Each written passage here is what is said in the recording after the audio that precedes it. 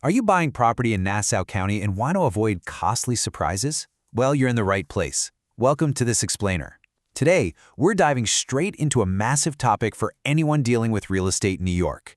Exactly how to check property liens in Nassau County online. We're going to take what is usually a totally frustrating maze of government websites and break it down into a super simple, actionable guide so you can protect your investments. Because here's the reality, right?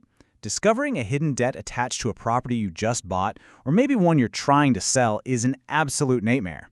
It can completely halt a sale, block a refinance, and literally cost you thousands of dollars.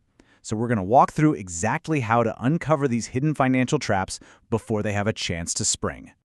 So, first things first, what actually is a property lien? Essentially, it's a publicly recorded legal claim against a specific piece of real estate. Think of it like a giant financial anchor. Whether we're talking about unpaid property taxes, a leftover mortgage, or a mechanic's lien from an unpaid contractor, it basically means the property cannot be sold with a clear title until that specific debt is completely paid off. Okay, here is a roadmap for today's explainer. We'll start with the jurisdictional trap, move on to unlocking your property identifier, navigate those online portals, troubleshoot common tech issues, talk about how to actually resolve liens, and wrap up with our legal disclaimer. Let's get right into it. Part 1. The jurisdictional trap. Since property records in the U.S. are decentralized at the county level, you have to be absolutely sure you are actually searching in Nassau County, New York, the dense Long Island suburb, and not Nassau County, Florida. You'd be surprised how often this happens. If you find yourself looking for a parcel ID in a property appraiser portal, stop right there. You're virtually in Florida.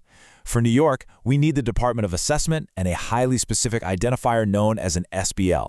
Which brings us to Part 2, unlocking your property identifier. You have to understand the SBL framework. In New York, searching by a standard street address doesn't always cut it. SBL stands for section, block, and lot. The section is a broad geographic zone on the county tax map. The block is a subdivision within that section, and the lot is the specific individual parcel of land. You absolutely need all three of these numbers to execute a precise lookup in the county system. It's your golden ticket. So, how do you get this SBL? It's actually a very quick three-step process. First, just head over to the Nassau County Department of Assessment portal at nassaucountyny.gov/assessment. Second, this is where you can initially query by the street address. And third, once your property pops up, write down those exact SBL numbers and verify the current owner of record. Do not lose that SBL. You'll need it for everything else. All right, Part 3, navigating the online portals. Now that you have your SBL, your very first stop should be the Nassau County Land Records Viewer, commonly called the LRV, over at lrv.nassaucountyny.gov. This portal is honestly fantastic because it integrates right into the county's geographic information system, so you can cross-reference your parcel data with aerial maps, check out zoning info, and even look at flood designations all in one spot. Once you plug that SBL into the LRV, you can run a recorded document search to filter for specific red flags.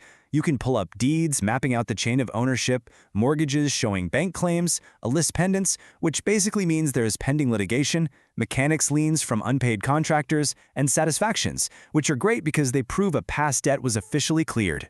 But to run a truly comprehensive and legally sufficient search, you have to take that data and cross-reference it with the official Nassau County Clerk's portal.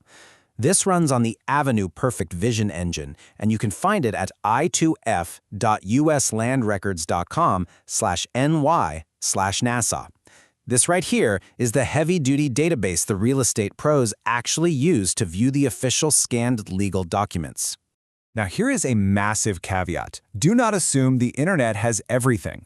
Fully scanned documents are only available online from February 22, 1994 to the present day. There is some limited image availability going back to April 1992, but anything older than that, you're relying on manual indexing via old property cards, or it requires an actual in-person visit to the archives.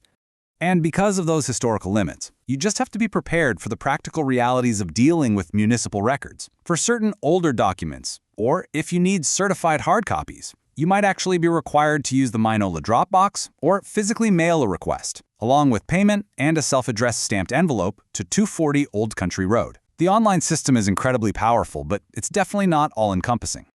Moving on to Part 4, Troubleshooting common issues. Okay, I want to share an incredibly useful insider tip with you all. If the main U.S. land records site, the one starting with I2F, is lagging or just buffering endlessly, which absolutely happens with government websites, you can actually just tweak the URL. Try changing the I2F to I2P to access their alternate server. It's a super simple workaround, but it can save you a ton of frustration. Also, brace yourself for the paywall structure. Browsing the index just to see if a document exists, totally free. But if you actually want to view those scanned images or print and download them to read the fine print, you are going to hit a paywall. You'll need to register for an account and use a paper access card or sign up for a subscription. All right, part 5, resolving liens. Let's say you actually find a lien. What's the game plan? It's basically a 4-step process. Step 1, confirm it's even accurate. Sometimes a lien just awkwardly hangs around on the record for a debt you've already paid. Step 2, if it is valid, reach out to the creditor directly. Step 3, try to negotiate.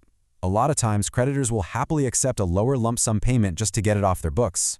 And Step 4, this is absolutely critical. Once you pay it, make sure they file a lien release and then go back into the public records to verify it's officially recorded so your title is actually clear.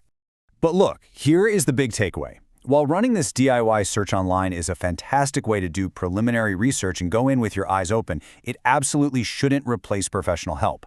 Professional title search companies thoroughly document the complete chain of ownership.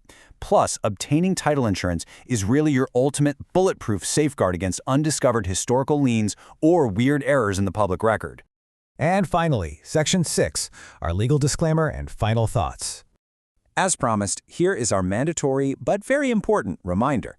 This explainer is intended for informational purposes only and does not constitute legal advice.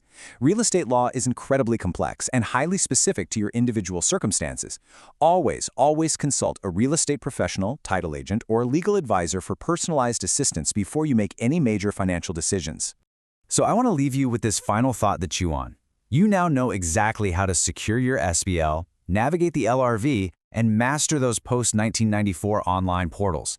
But considering Nassau County's incredibly deep history, what forgotten claims or hidden encumbrances from before 1994 might still be sitting quietly in those physical county archives?